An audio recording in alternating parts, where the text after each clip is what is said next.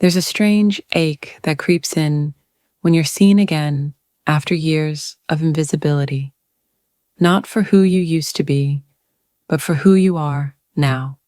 It's like standing in sunlight after a long, bitter winter and realizing your skin still remembers warmth.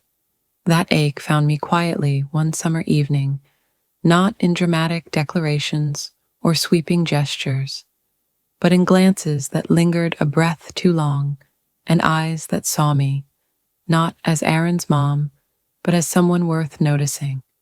It was Aaron's 21st birthday, and the house buzzed with the kind of youthful energy I hadn't felt in years.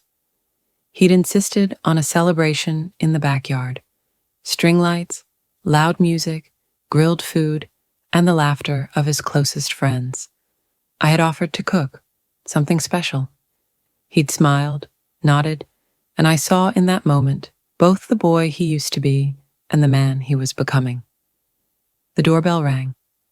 I wiped my hands and opened the door with a soft smile. There they stood, James, Theo, and Liam. James stepped in first. Tall, athletic, and quietly confident, his smile was slow, respectful, but his eyes held mine a second too long. Theo followed, all charm and playfulness, hugging me like we were old friends.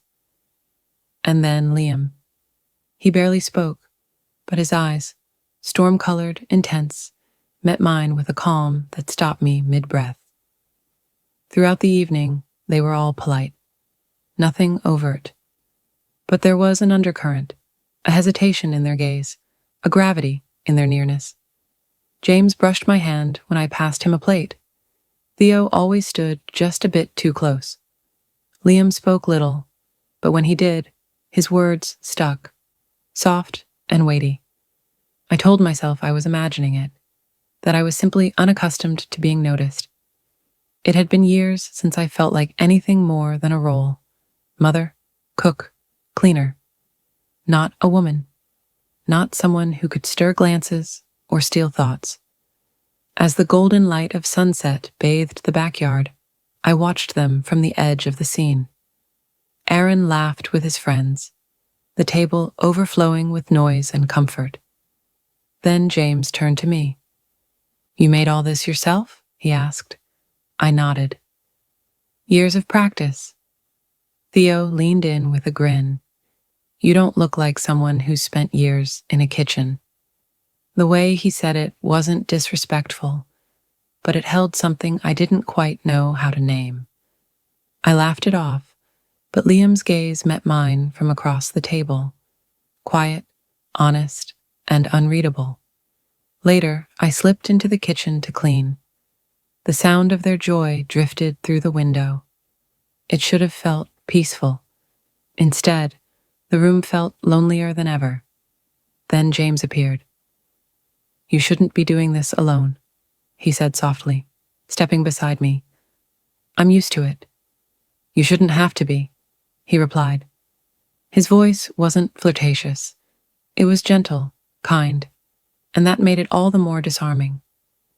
He helped me dry the dishes, the silence between us warm and calm. His presence lingered even after he left the room.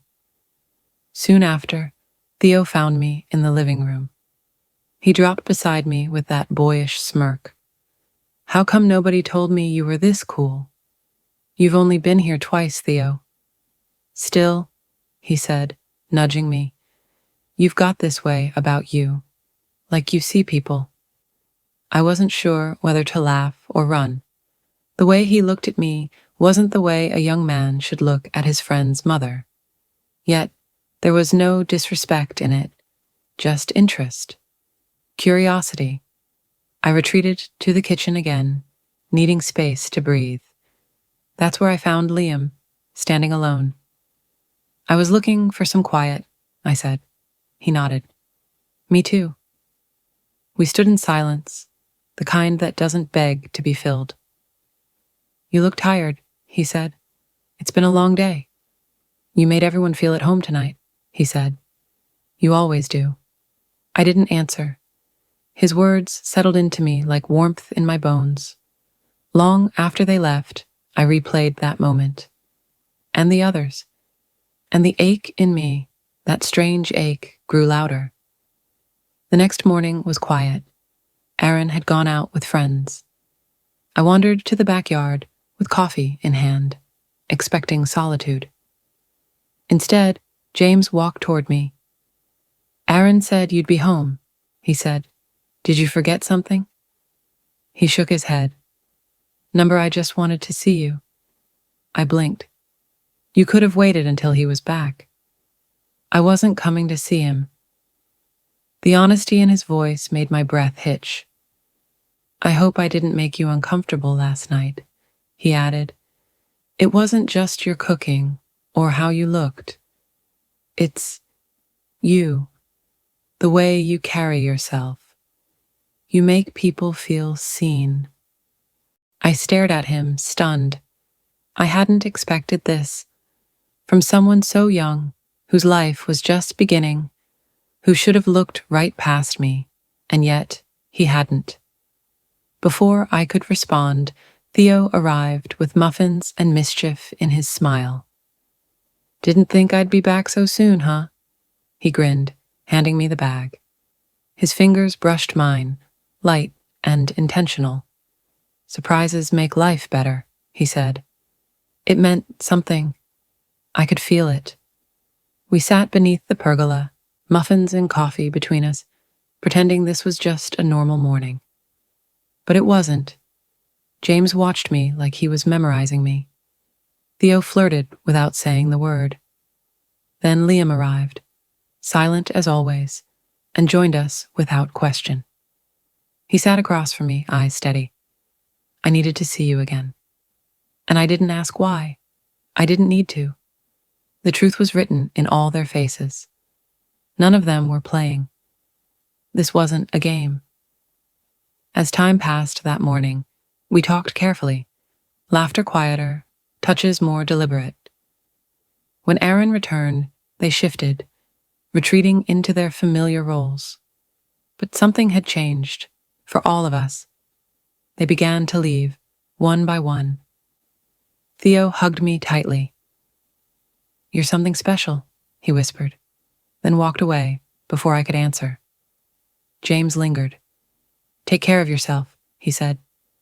But the way he looked at me added a quiet, desperate please. Liam didn't speak at all, just looked at me, his eyes holding mine in a silent understanding. When the house emptied, I stood alone in the hallway, steadying myself against the wall. I hadn't asked for this. I hadn't gone searching, and yet something had stirred. In them, yes, but deeper in me. That night, I stood before the mirror and looked at a face I'd grown used to passing by. I touched the lines around my eyes, the softness in my features, and wondered how long it had been since someone really looked at me. 3 young men had done just that. Seen what I didn't think was visible anymore. And the strangest part wasn't their gaze. It was how it made me feel. Alive, desired, worthy. I didn't know what would come next. I didn't have answers. But I knew this was not the end. It was only the beginning.